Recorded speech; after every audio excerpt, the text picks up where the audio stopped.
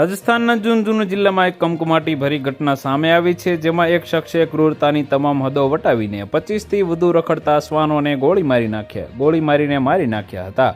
આ સમગ્ર ઘટનાનો ખુલાસો ત્યારે થયો જ્યારે સોશિયલ મીડિયા પર એક વિડીયો વાયરલ થયો હતો, જેમાં એક વ્યક્તિ બંદૂક સાથે શ્વાનોને નિશાન બનાવી રહ્યો હતો.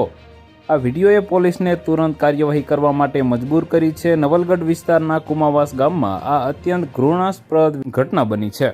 વાયરલ થયેલા વિડીયોમાં સ્પષ્ટપણે જોઈ શકાય છે કે એક શખ્સ નિર્ભયતાથી શ્વાનો પર ગોળી ચલાવી રહ્યો છે. આ ઘટના બાદ ગામમાં ઠેર ઠેર લોહીલુહાણ થયેલા શ્વાનોના મૃતદેહ પડ્યા હતા, જે જોઈને સૌ કોઈ હતપ્રદ થઈ ગયા હતા. વિડીયો વાયરલ થયા બાદ 4 ઓગસ્ટના રોજ પોલીસ હરકતમાં આવી. હેડ કોન્સ્ટેબલ શુભકરણને તાત્કાલિક કુમાવાસ ગામે મોકલવામાં આવ્યા અને તપાસ શરૂ થઈ હતી. પોલીસે મુખ્ય આરોપી તરીકે ડુમરા ગામના શ્યોચંદ બાવરિયાની ઓળખ કરી છે અને તેની સામે ગુનો નોંધીને ઝડપી ધરપકડની ખાતરી આપી છે.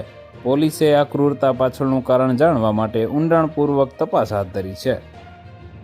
તો વધુ માહિતી મેળવવા માટે ચેનલ સાથે જોડાયેલા રહો. વિડીયો પસંદ આવે તો લાઇક કરી દેજો. ચેનલમાં નવા છો તો સબસ્ક્રાઇબ કરી દેજો.